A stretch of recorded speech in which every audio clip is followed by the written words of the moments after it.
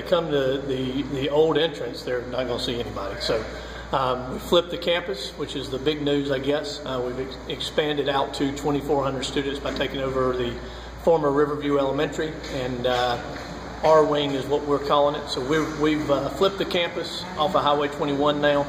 Large entrance coming in, our wing on the left, the big main office here in the front. So that's the biggest change. We're ready to start school. We'll be ready on Monday to start school, and yeah, there'll be some odds and ends for the next couple of weeks, I'm sure.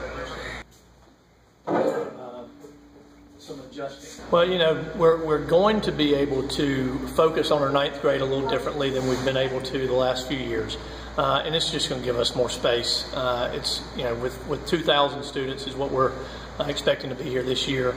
We've got a little bit of room to grow, but really our kids aren't going to be bumping into each other all the time, and it's going to be a really good environment for our students.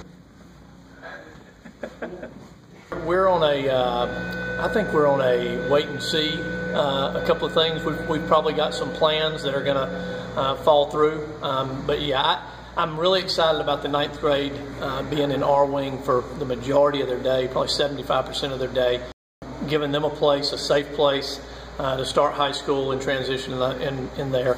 Ms. Walker is our assistant principal for the 9th grade. She'll be up there along with guidance counselors, and really all the 9th grade business will go on up there.